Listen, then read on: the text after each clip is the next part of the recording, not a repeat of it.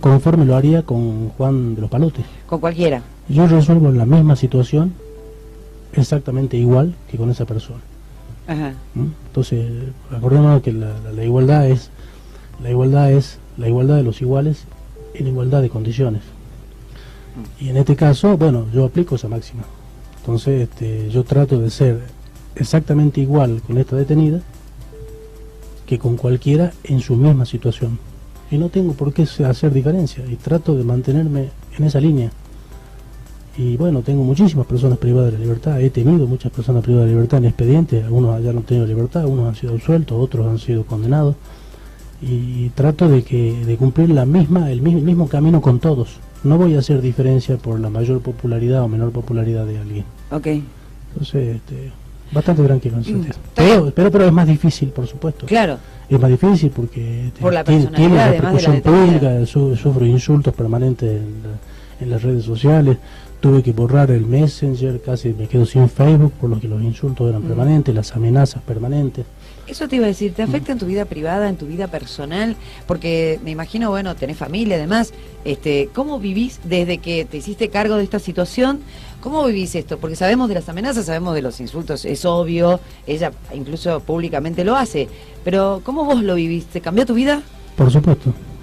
Mira, es más particular lo que ocurre, porque la gente por ahí cree que lo que tiene un juez penal o una persona que se halla en la situación mía es un cúmulo de beneficios. Es un privilegio, claro. Es un privilegio. Algunas personas hasta me han envidiado y ya han hablado del por qué tengo custodia todo el día y que cómo puede ser que la custodia traslade a mis chicos del colegio al juzgado, cosas así absurdas, que uno dice, no puede ser que alguien se fije en esto y realmente lo considere un agravio para su persona o para su desempeño profesional, pero esto ocurre.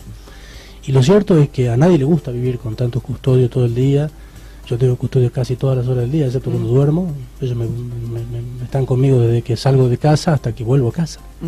Van conmigo al gimnasio, falta que corran al lado mío, digamos, cuando corro.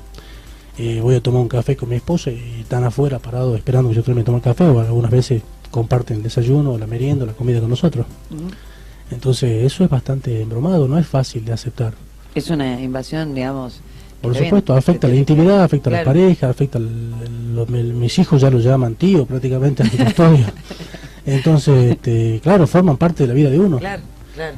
Entonces, bueno, es duro, es difícil, por más que algunos, como te digo, consideren que esto es un privilegio. Bueno, el que no hace nada, o no hace nada relevante, o no hace nada que ponga en peligro su vida, bueno, no tiene estas cuestiones, pero desde ya les voy adelantando que no es un beneficio, al contrario. Te limita muchísimo. Yo no puedo salir a un boliche, por ejemplo, sería ilógico que yo ande todo el día con custodia y después salga a la noche solo a un boliche. Y no me da llevar mi custodia a un boliche. O si yo soy joven, tengo 40 años, claro. Y me gustaría por ahí salir una noche, pero no, yo no los trato de no afectar mi custodia para que salgan conmigo de noche. Me parece que esa es una actividad que yo ya la pasé y no y dejo de hacer muchísimas cosas por esta situación. ¿Vas a la casa de tus amigos y van al custodio? Porque, a ver, gente normal, común como nosotros, hay mucha luz, ¿no? Es impresionante la luz, hay mucho sol hoy. Gente normal, común, digo, se junta con amigos el fin de semana, qué sé yo, no sé, un asado. Exactamente, yo trato de darle el mayor descanso posible porque tampoco pienso que... Claro, pero si te pasa algo son responsables ellos. Por supuesto, claro. Ahí está el problema. Entonces ellos tienen mi seguridad en sus manos y es complicado, digamos. ¿Has tenido amenazas de muerte? Sí, al principio, cuando todo estalla, sí. No de manera muy patente, sí por mensajes al celular, por mensajes al Messenger, al Facebook. ¿Tus hijos? No, Bien. gracias. ¿Tu esposa? No, tampoco. Por mucha fortuna, no. Bien. Tampoco, o sea, los han mantenido al margen. Hubo solamente un tuitero o estas personas que escriben en los diarios que hizo referencia, trabaja en la legislatura.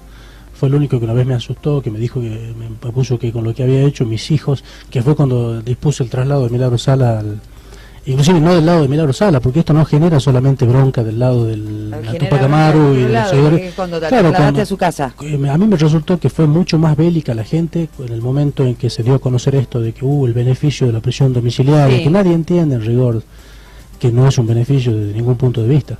Sí.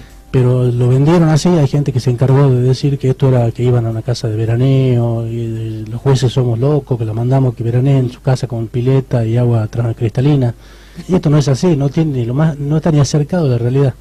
Sí. Y eso generó mucho rechazo de otra gente, de otro sector, que fue mucho más agraviante incluso en algunos casos que los mismos seguidores de la Tupac Amaru. Y había un personaje de la legislatura que trabaja, lo tenemos identificado y todo, lo hicimos investigar, y ponía cosas como que tu mujer y tus hijos no van a poder vivir más en la provincia y cosas así que vos decís... ¿De la legislatura? ¿Alguien que trabaja en la legislatura, en algún bloque político? Sí, exactamente, un empleado, pariente de un diputado. Y era increíble, digamos. Entonces vos decís, escuchame, el mismo tipo que trabaja dentro de una institución como uno de los poderes del Estado, sí, en todas las notas que no le gustaban sobre algo de lo que se disponía respecto a Milagro Sala, ponía que no, este juez está loco, ni él ni la familia, esto, y ya se metía con la familia. Y ahí es cuando a vos te empieza a hacer decir, miércoles, ¿por qué se mete con la familia? ¿Qué tiene que ver una cosa con la otra, digamos? Claro, ¿ah? Es tremendo. Bueno, ya te doy mate, espera.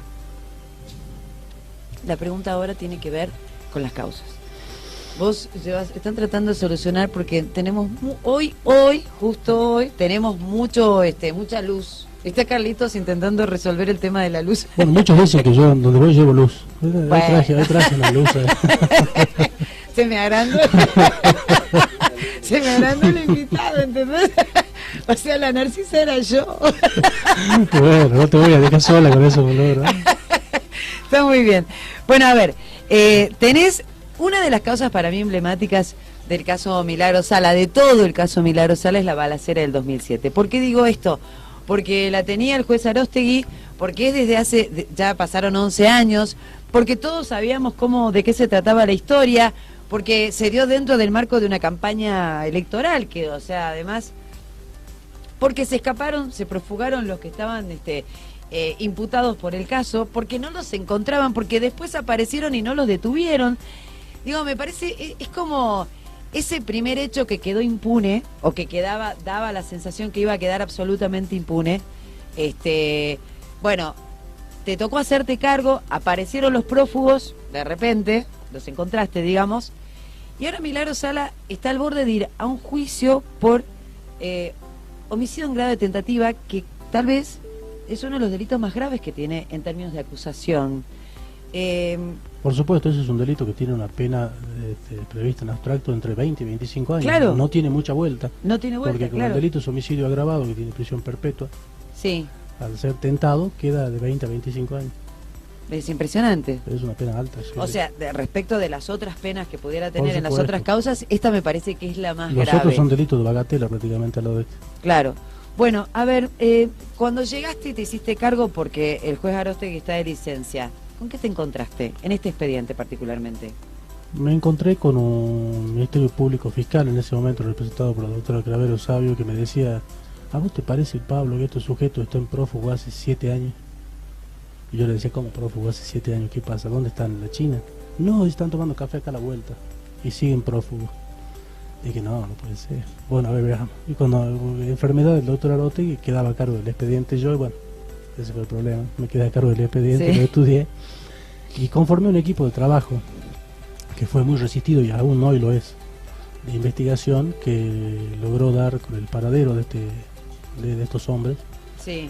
Y con tareas de inteligencia, allanamientos frustrados. Nosotros hacíamos procedimientos para poder dar con el paradero de estos sujetos. Hicimos allanamientos, hicimos una redada para cerrar el camino y atraparlo en una estación de servicio, y los tipos salían 5 minutos antes disparando en 5 o 6 vehículos, y todo armado, ¿no?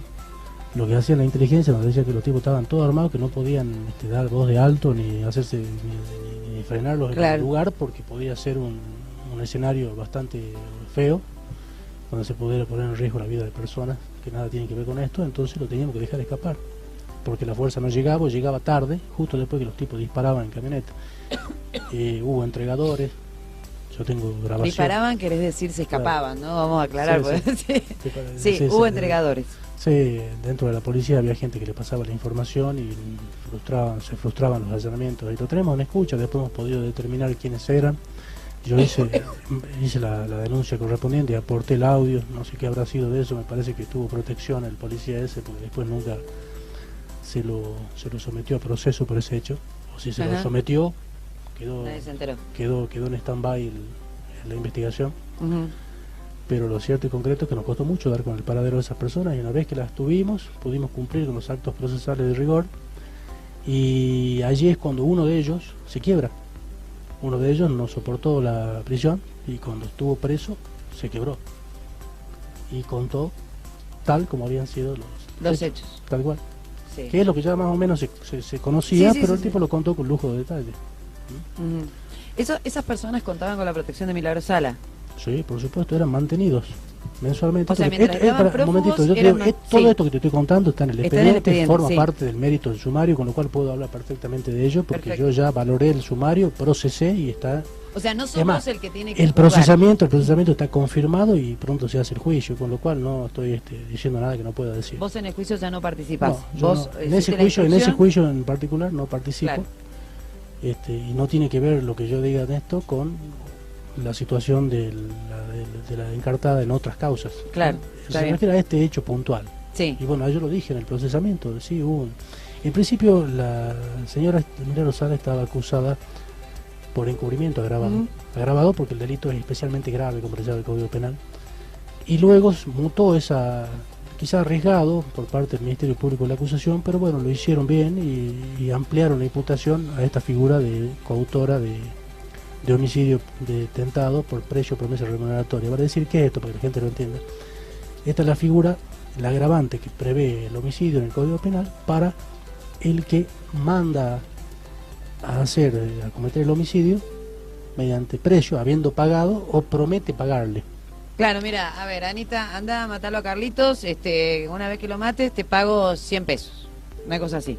Digamos, esa sería la promesa remuneratoria. Y el precio es el pago anticipado para realizar el hecho delictivo. El hecho delictivo, está bien. Entonces, a ver, tenés a los dos detenidos, uno se quiebra, la involucra Milagro Sala. Por supuesto, directamente. Completamente. Directamente. O sea que le dice Milagro Sala, mira, anda, matalo al Beto Cardoso, en esa época, y te pago por tal cosa. Exactamente. Y muchos por ahí leo las noticias y dicen, no puede ser que después el sujeto terminó siendo sobreseído. Bueno, el sujeto termina siendo sobreseído, quien detalla, porque la participación que tuvo, no fue sobreseído por el juez, porque a mí se me antojó, me lo pidió el Ministerio Público de la acusación. Claro, te lo pide, el Ministerio Público me pide que yo dicte una falta de mérito y yo sabía que no había ninguna otra prueba por realizar, entonces correspondía sobreseerlo. Por la participación que tuvo el sujeto en el hecho. De hecho, el tipo que cuenta todo, este imputado, simplemente estuvo allí en el lugar. Pero no había pruebas de que haya participado activamente. De que haya disparado, de que haya disparado, de que él haya tomado alguna determinación para con la vida de la otra persona. Está bien. Digamos, un sujeto que estaba allí y ellos entendieron que era más valioso su declaración como testigo, no imputado, que imputado. A ver, sin ninguna como prueba. Testigo tenés que decir verdad, como imputado podés mentir. Por supuesto. ¿No? Es la diferencia, digamos, para que la gente entienda. Exactamente, eso es algo que protege a todos los imputados de nuestro país a partir de la Constitución, que pueden decir cualquier cosa en su defensa. Hay países en los que no se puede mentir. Ah, ¿no? Tiene que ser bajo juramento y decir verdad. Claro, Estados Unidos tiene que decir la verdad en el proceso. Claro. No podés mentir, si no cometés perjurio. Ah, mirá. ¿No? Acá no. Acá el imputado en su defensa puede plantear. Habría que reformar todo el sistema constitucional. Está bien. Nada más ni nada menos. Desde la Constitución hay que reformar para pensar una idea así. Para pensar en una idea como eso que te estoy diciendo, de que el imputado, porque salimos del garantismo, claro, de este garantismo extremo que tenemos, sí. Y hay que ingresar en una postura contraria a esta. Entonces hay que cambiar desde la Constitución para abajo y tenemos que dejar sin efecto la adhesión a los tratados internacionales. Bueno, un detalle, digamos. Tendríamos que ser Estados Unidos que ratifica y Rusia que se da el lujo de denunciar el tratado internacional que no le sirve, como Rusia la vez pasada se fue de la Corte Internacional de Justicia, dice esto están gastando plata. El otro día salió Putin diciendo que hacía 10 años que venían, o 20 años que venían solventando este organismo y habían resuelto 2 causas. Una maravilla. Entonces los tipos denunciaron el tratado, dice váyanse al diablo con la Corte Internacional de Justicia, pero ellos lo pueden hacer. Argentina nunca denuncia nada, ni va a denunciar ningún tratado. Bueno, lo que pasa es que no somos ni Rusia ni Estados Unidos en términos de poder también. Exactamente. ¿No? Bueno, es el juez que tiene a su cargo las condiciones de detención de Milagros Sala. ¿Está bien dicho? Las condiciones de detención están a su cargo. Exactamente, porque el otro juez que tuvo una causa, una de ellas está elevada a juicio, sí, y la otra sigue en investigación, el doctor Mercó, sí, y él se allanó completamente al haber él opinado en su momento que había que dar a domiciliar, y siendo la mía más gravosa que esa, ajá, dijo, bueno, deslindo toda responsabilidad para quien tiene la condición más grave de detención, que era la mía, y bueno, quedó a cargo mío todo el cumplimiento de su prisión preventiva. perfecto.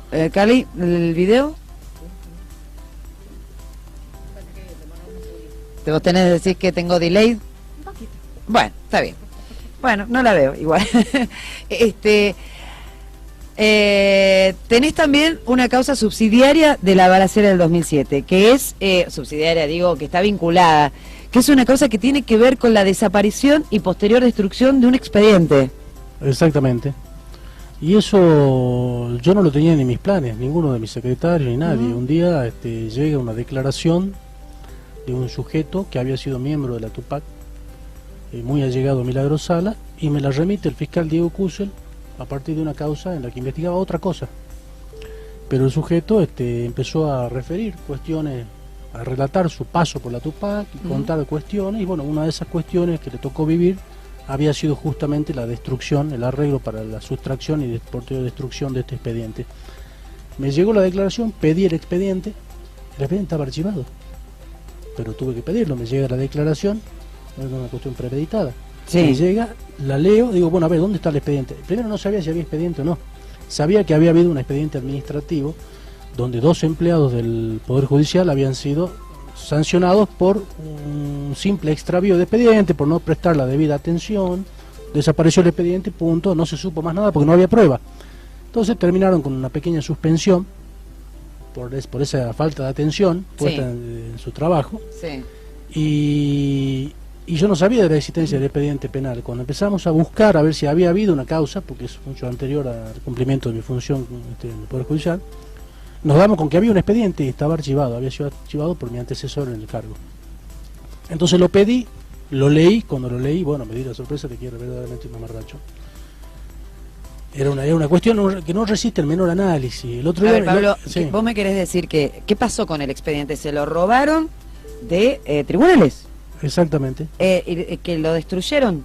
Un empleado se lo llevó de tribunal, bueno, en principio es lo que está acreditado en el expediente. Sí, sí, sí. Vuelvo a repetir, no estoy Sí. diciendo nada que ya no esté Que no esté, acreditado en el digamos, expediente.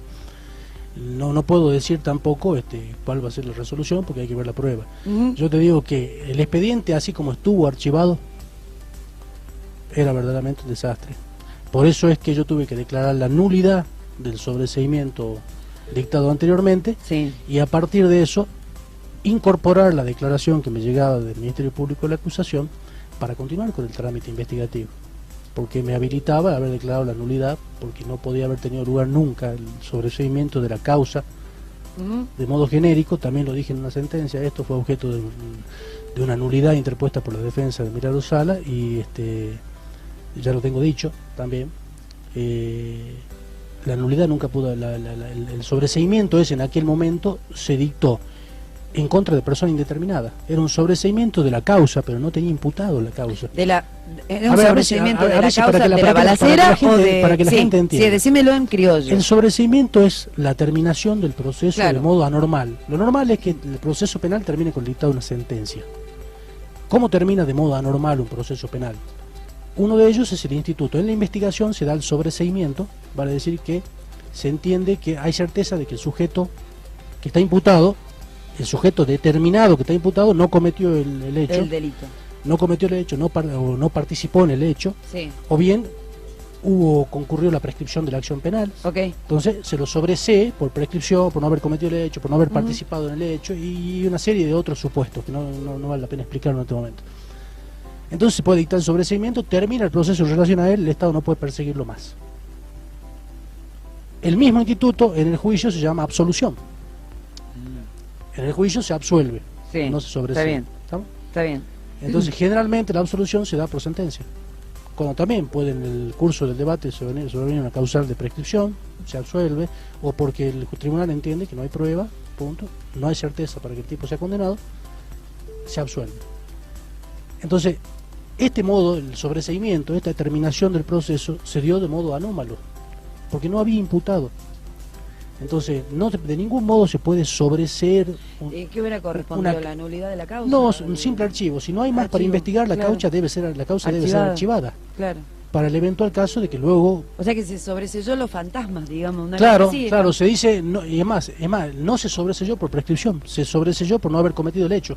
Entonces es maravilloso porque se sobresee a no se sabe quién por no haber cometido ese hecho. Es una cosa increíble, digamos. Es que sí. Entonces, bueno, así fue resuelto. Es ilógico. Se sobreselló por no haber cometido el hecho a no se sabe quién. Claro.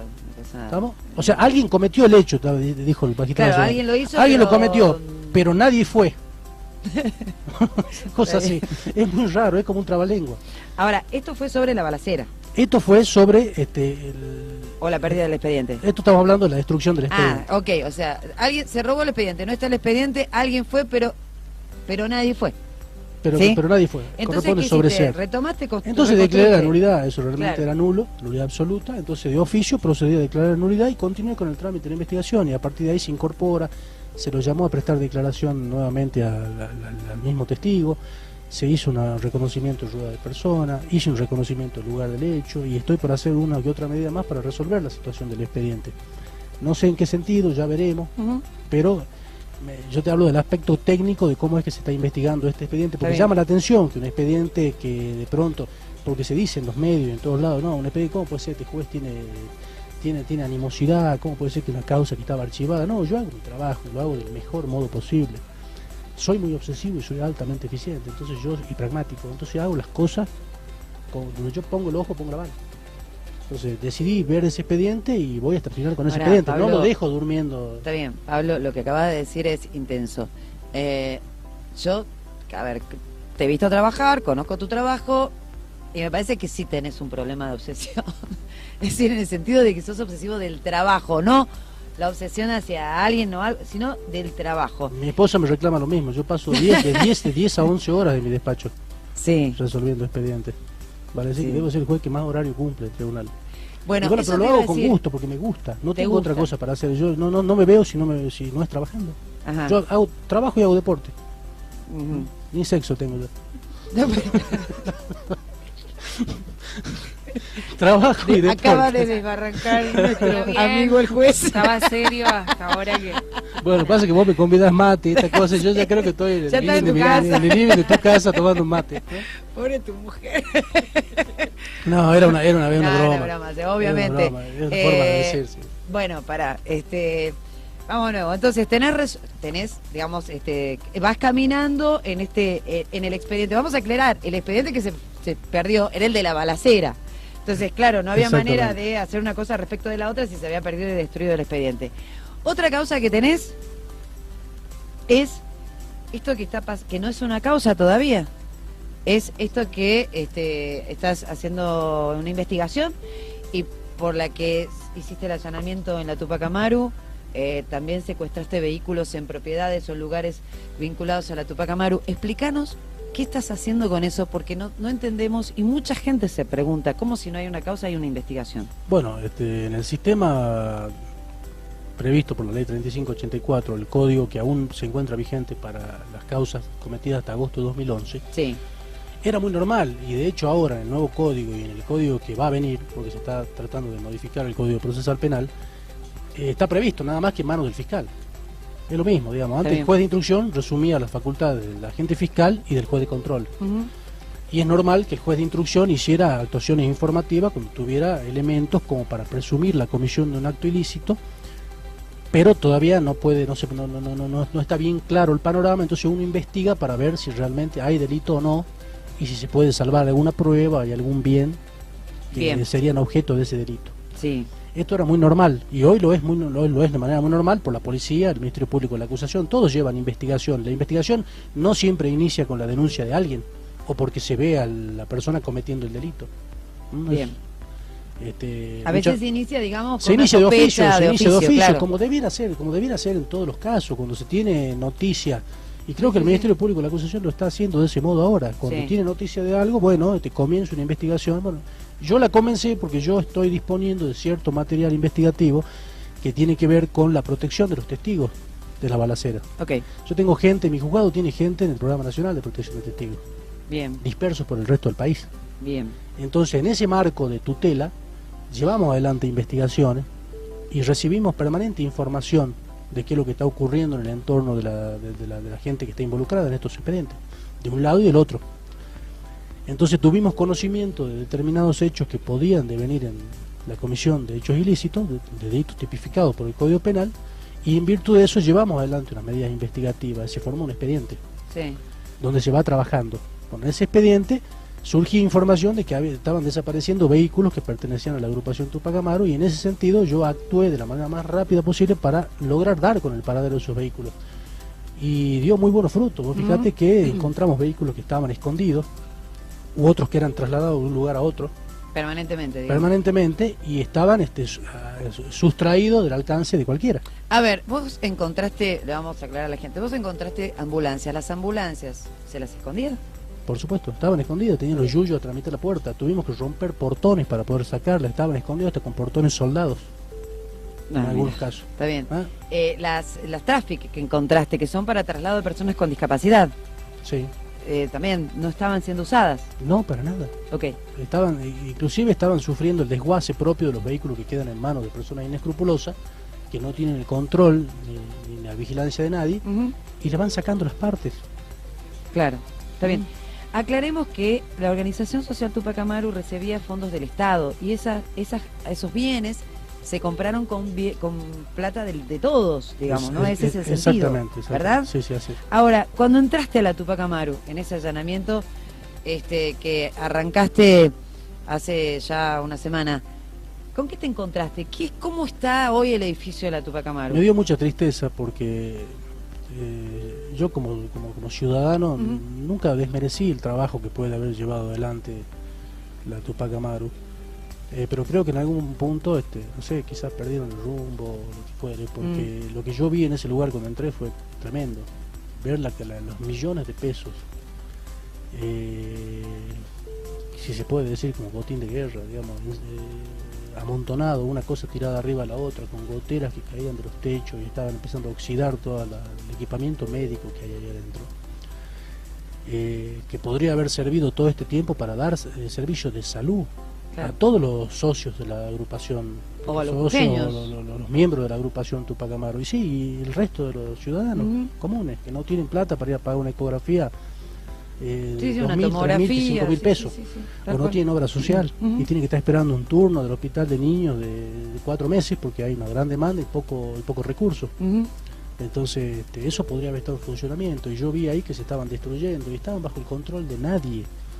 También teníamos información de que algunos artefactos habían sido sacados de ahí y eran comercializados. Entonces tuve que intervenir preventivamente para poner a salvaguarda todos esos bienes, porque me parecía que era lo correcto, digamos, para toda la sociedad, tanto para la gente integrante de la Tupac, que no es el grupo, digamos, que estaba a cargo de eso, serán otros, porque no creo que todos los integrantes sean las 10 personas que sacamos del inmueble ese día para hacer la medida. No, eran miles. Hay miles de integrantes de la Tupac, y bueno, eso podría estar trabajando para beneficio de ellos, y no lo estaba. No sé, quizás esperando otro gobierno, pero los aparatos envejecen por sí mismos. Un equipo de rayo que se tiene parado, me dicen los técnicos, que se echa a perder, después no funciona más. Hay que tenerlo en funcionamiento.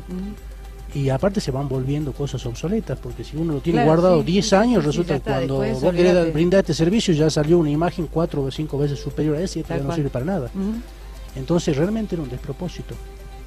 Y con la sustracción de las cosas y todo lo demás, yo creí que había que tutelar todo eso. Me surgió esa necesidad como juez de decir, bueno, a ver, pongamos un punto final a esto. Y estoy haciendo un inventario completo de todo lo que hay. Incluso que de allí no salga nada. Quiero que se inventaría hasta la última virome que se encuentre y el último papel. Todo lo que es documentación forma parte de las actuaciones informativas donde estamos investigando cuál fue el destino de todos los vehículos que tenía la Tupac, cuál fue el destino de todo el equipamiento médico que compraron y otros equipamientos.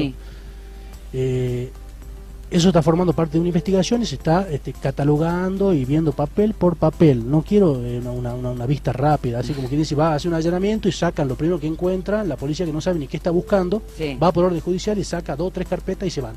Sí, No, yo quiero que revisen todo. ok. Si no, no tiene sentido, ¿para qué lo hacemos? Entonces, estamos catalogando, clasificando las cosas y después vamos a analizar cosa por cosa. Y todo lo que me sirva será incorporado luego, dispondré el secuestro efectivo y se incorporará las actuaciones para eventualmente remitirse al fiscal, como ya remití parte del expediente, al fiscal de investigación para que analice desde el nuevo sistema la eventual comisión de delito. ¿Te encontraste con personas viviendo dentro del edificio? Sí. Había una chica joven, profesora de natación o de educación física, no sé bien Sí. si era profesora o se dedicaba a eso simplemente, viviendo con 2 chiquitas de corta edad, de 4 o 5 años, en un lugar realmente de condiciones deplorables, con gotera, la ropa colgada en una soga arriba de la mesa donde estaban comiendo las nenas, digamos, un olor nauseabundo, Ajá. un salón enorme, frío, con las temperaturas bajas que estamos teniendo en la provincia, realmente una situación espantosa. Y bueno, rápidamente yo di intervención a la Dirección de Niñez, Adolescencia y Familia para que concurrieron rápidamente, se las llevaron a la chica con la las nenas. mamá, con las menores, y las albergaron transitoriamente, porque no era que le iban a dar una casa. Claro. Eso habrá que ver, tendrá que ¿Cómo se resuelve? postularse como cualquier otro vecino sin casa. Pero de momento se las tuteló y se las albergó en un lugar decente para que pudieran pasar hasta ver de solucionar con algún familiar su problema habitacional. ¿Es verdad que ahí vivió algún prófugo? Hay según me relata el fiscal Diego Kusel, hay un sujeto que estuvo viviendo allí, ahora está prófugo de la justicia. Cuando quisieron detenerlo se fugó y lo están buscando y estuvo viviendo allí. Ahora, había un consejo de administración que había nombrado el Poder Ejecutivo luego de la suspensión de la personería jurídica de la Tupac Amaru. ¿Cuál es, digamos, qué hace este consejo de administración? ¿Ellos autorizaron a esta chica a vivir ahí? ¿Ellos autorizaron a que esté el prófugo viviendo ahí? No. Lo cierto es que este consejo de administración trabajaba, sé que estaba en funciones, pero no sé cuál era el alcance del trabajo que hacían y a dónde llegaban con todos los bienes. A ver, porque cuando se suspende la personería jurídica de una sociedad civil, no puede desempeñarse más como tal. Claro. Entonces, bueno, alguien tiene que hacerse cargo de los bienes inmuebles que posee esa sociedad en beneficio de los socios, administrarlo, porque si no se deterioran, se pudren, se derrumban. Entonces se creó este consejo. Yo no sé cuál fue el alcance y cuál fue la labor cumplida por ese consejo de administración. Lo que sí te puedo decir es que allí en el inmueble de calle Alvear no estaba el consejo. Por eso es que yo cuando me anoticio de quién estaba allí para hacer la medida, a mí no me queda más remedio que llamar a la autoridad legalmente instituida a tal efecto, porque yo no puedo manejarme con hechos, dentro del marco del derecho. Y el marco del derecho me decía que el consejo administrador era el órgano encargado de la administración de la Tupac Amaru. Entonces cité al órgano ese. Por eso es que por ahí quiero aclarar algo que dicen los medios, que ha salido en el diario. Yo no sé si lo ha dicho el Poder Ejecutivo, si ha entendido mal lo que dijo el Poder Ejecutivo. A ver, sí. Pero yo no le entregué el inmueble a nadie. Yo estoy cumpliendo una medida de allanamiento del lugar para conseguir la documentación que hace falta para una causa judicial. Bien, para ese fin, tuve que citar, como dije recién, a la autoridad legalmente instituida desde mi punto de vista para acompañarme en la medida y darme la autorización que yo requería como magistrado. Puedo ordenarlo, pero prefería que estén ellos por el tema de los bienes y demás. Sí, claro. Y que acompañen la medida judicial. Entonces lo cito. Sí. Y saco a todo el mundo que no sé que ¿qué hacen ahí? Claro. ¿Estamos? Por Claro, más que me digan, no, yo vivo acá, yo trabajo acá, bueno, mire, resuélvalo con el Consejo de Administración. Yo como juez, ¿qué le puedo decir? Retírese afuera, por favor, hágame el favor, a usted le vamos a conseguir dónde ir a vivir, pero me tienen que despejar el inmueble para que yo pueda hacer la medida. De acá nadie saca nada más que sus efectos personales.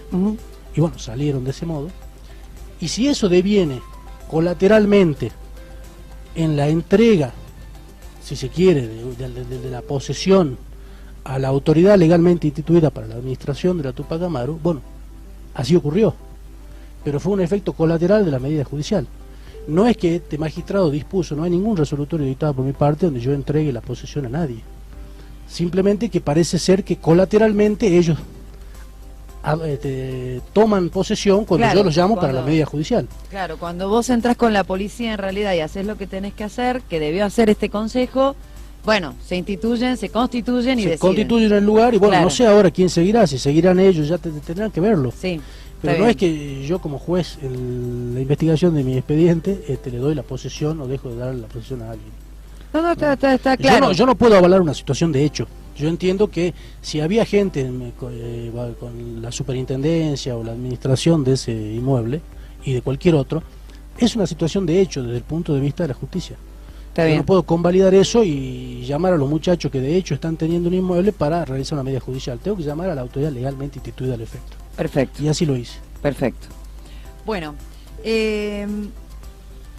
vamos a hablar un poco más también, porque la idea que es hablamos sí de los, bueno, de todos las causas judiciales que tenés a tu cargo y demás, pero también, digamos, la idea era un poco que te conozca la gente, que sepa que bueno, que sos un ser humano, que como todo el mundo tiene sus cosas, tenés tus temores, que tuviste amenazas, que vivís rodeado de tus custodios y demás.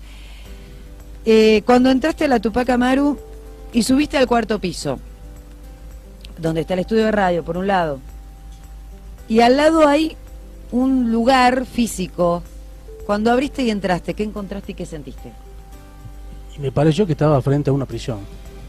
Ahí había una habitación con condiciones de salubridad extremas, de insalubridad extremas, donde había mezclado lavandina con alimentos podridos, todo amontonado, ropas, efectos personales, muebles, una suerte de basural dentro de una habitación, donde había una cama, donde había inscripciones en la pared, se ve que alguien dormía allí, escribía cosas en las paredes. Pero mayor fue la sorpresa cuando corrimos un armario y ese armario tapaba una puerta a una habitación que no da a ningún lado, que no tiene ventanas, que está atrás de, no sé si del tubo del ascensor o de una máquina, una sala de donde está la sala de calderas y de termotanques y demás. Y era una habitación, parece ser de encierro, donde también tenemos cierta información que dicen que se encerraba gente para determinados fines, para que no salieran por, vayan a saber cuál cuestión. Y realmente era inhumano estar ahí adentro, la humedad que tenía ese lugar, la suciedad y la cantidad de cosas que había ahí adentro realmente hacen que eso haya sido peor que la peor de las prisiones que se pueden imaginar. Espantoso, no tenía manija, la puerta no tenía manija y estaba tapada con un ropero. Hubo que desplazar el ropero para poder abrir esa puerta y ahí te encontrás con esa otra habitación peor que la antesala.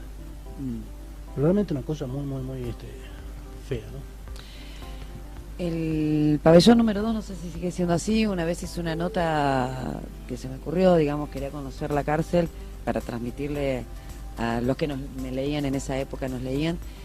Conocí el pabellón número 2, no me acuerdo si es el 2 o el 4, que es el de aislamiento en tiempos, digamos, anteriores. Me imagino que como juez penal conoces la redonda.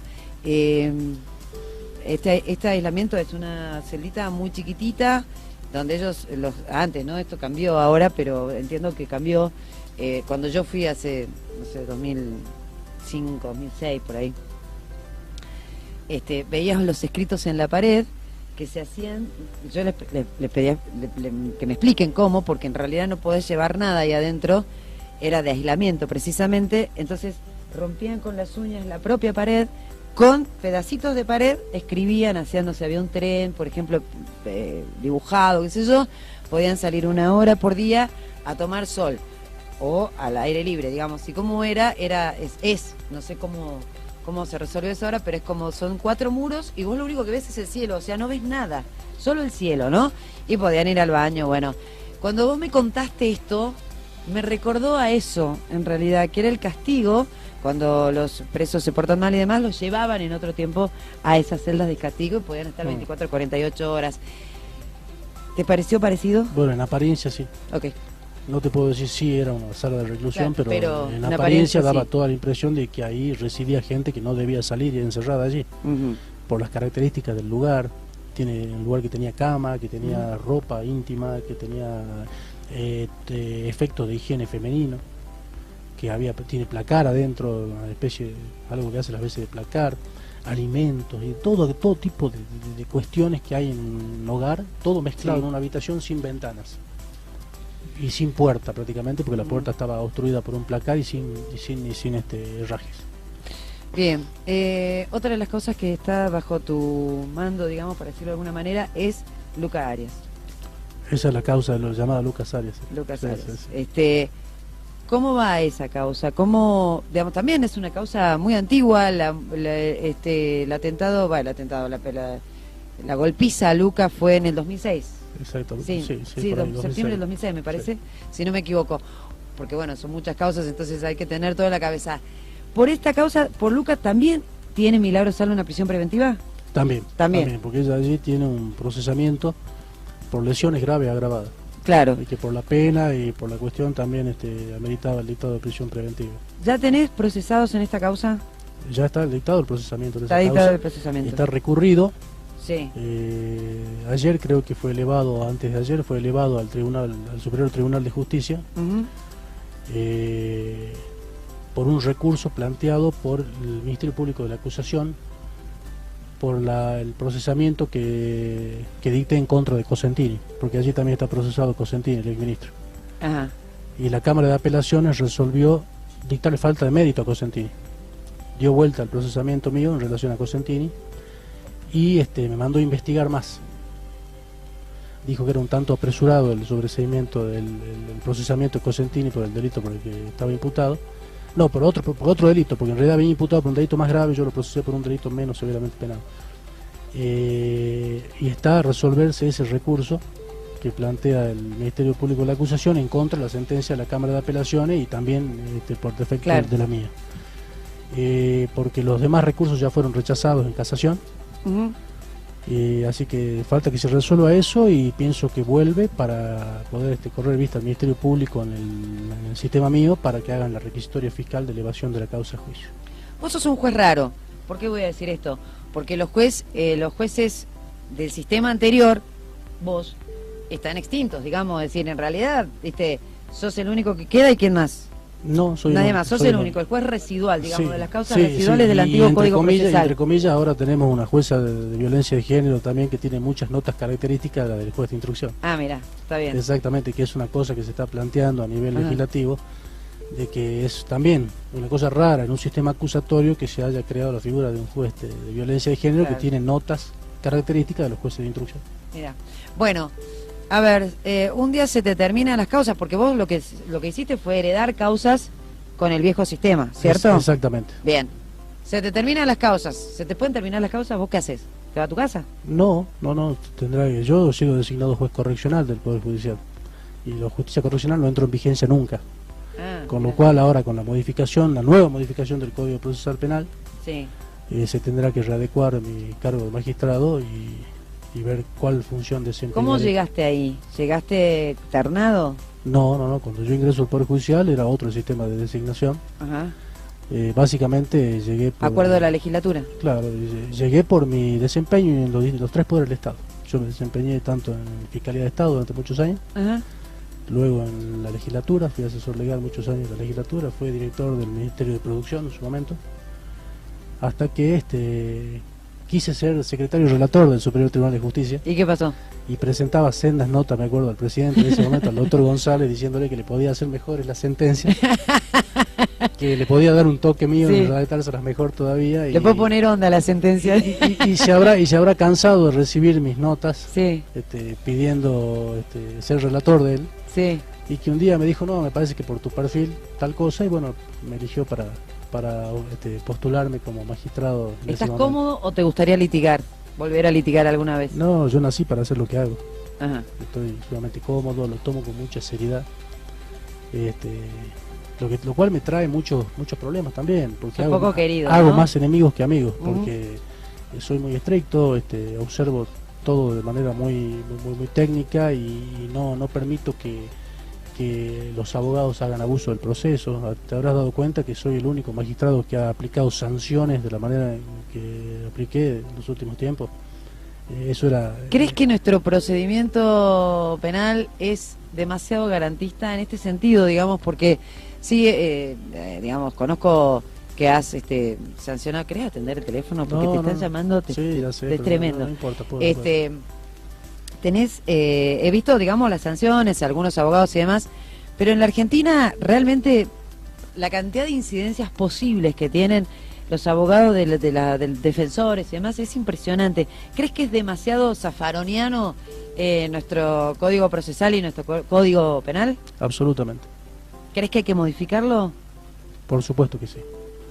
Pero todas las modificaciones vienen generadas por un movimiento a nivel americano, a nivel nacional, y la tendencia no es en ese sentido, la tendencia es por el sistema acusatorio cada vez con mayores garantías. Si bien ahora en las nuevas modificaciones se atiende un poco a los derechos de la víctima también, sí. Lo cierto y concreto es que es difícil la persecución del delito con los sistemas acusatorios, era mucho más simple con el sistema anterior. Sí. Y hay muchos jueces, todos los que han trabajado en el sistema anterior, que se pueden advertir esto, darse cuenta de que realmente ahora es más ineficiente en torno al descubrimiento de la verdad y a la efectiva aplicación del derecho penal. ¿Por qué lo pensás así? Y porque a mí me da la sensación de que antes el juez de instrucción tenía que pensar en toda la investigación, llamarlo al fiscal, decirle, mira, anda y hace tal cosa, anda y hace tal otra. Ahora es el fiscal concentrado en la causa y después el juez de control, digamos, lo que hace es revisar que esté todo bien, que no haya abuso de autoridad. Pero fíjate que las prácticas deforman todo eso, porque cuando se trabaja con gente que está avesada en el delito, sí. Conoce cuáles son los puntos por donde puede moverse. Y cuando vos tenés un sistema donde un fiscal tiene que requerir autorización a una persona que no conoce la investigación, que es el juez de control de garantía, sí. para un allanamiento, para una interceptación de comunicaciones, y de pronto no escribió bien o no tuvo suficiente tiempo para escribir los fundamentos con los cuales solicita eso el juez de control, el juez de control se lo tiene que denegar, porque no conoce nada. Se lo deniega. Hasta que se produce, bueno, en el mejor de los casos, supongamos que fundó bien el pedido el fiscal y el juez de control dice, no, sí, los elementos son interesantes, voy a hacer lugar a la medida, y resulta que en ese interín ya tomó contacto la gente de la fiscalía, la gente del juzgado de control y ya se filtró la información. Cuando llega la medida, la mayoría de los casos es tarde.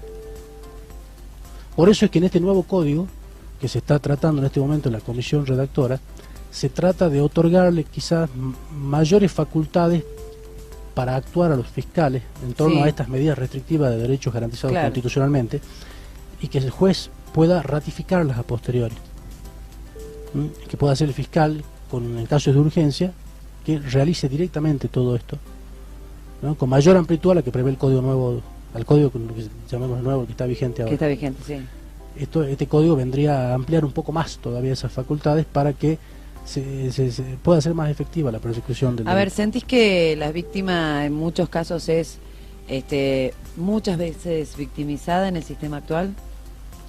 No sé si victimizada. Lo que sí sé, y te puedo decir claramente, es que la gente siempre se pone en el lugar del más débil. Claro. Y entonces siempre termina siendo el pobrecito el que está sometido a proceso. Y se olvidan del que no, el que ya sufrió el daño, que es la víctima del delito. Claro, que es la víctima. Sí. La víctima de él sufrió una muerte, sufrió un robo, sufrió un abuso sexual. Y el sistema y la gente en general tiende a olvidarse de esa persona y a centrarse más en las condiciones en las que está viviendo el pobre tipo que cometió el delito ahora. Y ese pasa a ser el pobre de la película. Eso es lo que tenemos que cambiar como sociedad, me parece a mí. Y darle un poquito más de preeminencia a aquel que ya perdió un bien jurídico a la víctima. A la víctima. Claro. Porque la víctima queda con una lesión, queda con una angustia, depende del tipo de delito, pero a nadie le gusta que lo roben, que lo abusen. Entonces, eso genera un daño. Y me parece que en eso sí, este sistema nuevo y toda esta tendencia mundial acusatoria le da preeminencia a la víctima, y está muy bueno que así sea. Está bien. Operativo, ¿vos crees que hay un aprovechamiento a veces político de las medidas que toman algunos jueces? Sí, seguramente que sí. Sí, seguramente. Y prueba de ello fue lo del otro día, digamos. Cuando decimos del otro día hablamos de la sede de la Tupac. Claro, con el tema de la sede de la Tupac y la cuestión de que el Estado toma para sí la sede y se hace cargo y queda en manos del Estado. Por ahí yo no sé si es profeso o hay un mal manejo porque de ninguna forma puede ser así, digamos. Recordemos que es una asociación civil que tiene asociados, que tiene integrantes que forman parte de la sociedad, y los bienes, en principio, por más que hayan sido comprados con fondos públicos, pertenecen a la sociedad. Legalmente no se pueden sacar las cosas. Ajá. En todo caso, será este Consejo Administrador, que también está designado por Fiscalía de Estado, por decir, forma parte del gobierno. Pero ellos tienen que velar por la administración de esos bienes muebles e inmuebles de esa sociedad. Pueden hacerlos extensibles, supongo yo, al servicio de la comunidad en general. Sí. Pero no es que se puede sacar eso y vaciar, porque las sociedades civiles tienen un proceso de liquidación. Eventualmente, en el caso de que resultare positiva la acción judicial de remoción de la persona jurídica, entiendo yo, desde mi carácter de juez penal, porque litigué muchos años, también conozco el derecho administrativo, hay un proceso legalmente establecido para la liquidación, para saber qué se hace con los bienes de una sociedad. Claro. A ver, mañana se extingue la persona jurídica, ¿qué hacemos con los bienes? Bueno, eso está establecido en la ley. Está bien. No es que cualquiera se queda con los bienes, Bien. por más que hayan sido adquiridos por donación o por fondos venidos de nación o de otra provincia, de donde fuere. Está bien. Entonces, me parece que ahí hubo un problema de comunicación, porque en rigor no es lo que quiso, no es lo que tuvo en miras, ni lo que dispuso este magistrado, digamos. O sea, lo que me querés decir es lo siguiente, lo voy a pasar en limpio. A ver. Vos fuiste con la policía, hiciste lo que tenías que hacer, tomaste finalmente posesión para hacer el allanamiento del edificio. Cuando vieron eso, dijeron del Estado, del gobierno, bueno, ahora que alguien hizo el trabajo que había que hacer, vamos nosotros y nos hacemos cargo finalmente del edificio y los recursos. Exactamente. Bien. Listo, blanco sobre negro.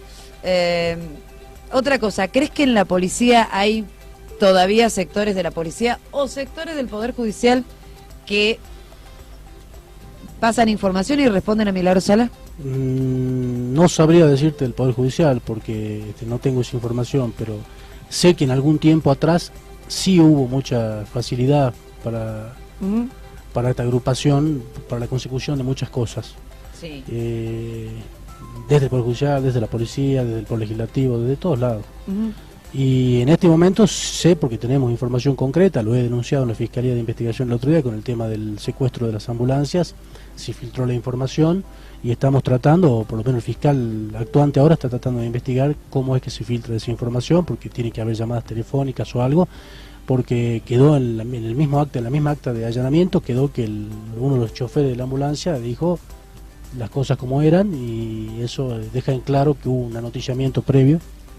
Bien. Así que es prueba concreta, digamos, de que hay información que sale. Y con lo que te dije también, de aquella vez que tratamos de capturar a los dos prófugos del expediente de la balacera, se veían truncados y fracasaban los procedimientos cuando los manejábamos con el mayor de los sigilos dentro. Por eso por ahí la gente dice, no, llega tarde el auxilio de la justicia, ¿cómo puede ser que hagan esto ahora? O ¿cómo puede ser que...? No, todo es más complicado de lo que parece afuera. Hacer las cosas realmente requiere de un trabajo arduo y muchas veces pasan estas cosas. La jueza que tiene que poner fecha al juicio por la balacera es la jueza Sadir. Exactamente. Perfecto. La doctora Sadir es presidenta de trámite del tribunal que tiene a cargo. Ya está listo eso, falta la fecha nada más. Faltaría la fecha nada más. Perfecto. Pablo, te agradezco el tiempo, que hayas venido, que nos hayas contado y que hayas sido tan franco y que hayas podido relajarte, porque la gente tiene que saber también que los jueces son seres humanos. Por supuesto. No son una maquinita que hace sentencias, ¿no? No, para nada. Así que, bueno, te agradezco en serio. Gracias a vos por la invitación y bueno, por haberle podido contar un poco a la gente de qué es lo que se hace, porque la justicia trabaja mucho. Si bien tenemos una fama no muy buena en este momento, pienso que vienen nuevas generaciones, hay gente que trabaja mucho, no creo ser el único que trabaja 11 o 12 horas por día, y le veo un buen futuro, por lo menos desde mi punto de vista, al trabajo de la justicia. Así que bueno, quédense tranquilos que la cosa tiene que mejorar de algún modo. Gracias, Pablín. Bien, hasta luego. Ya volvemos.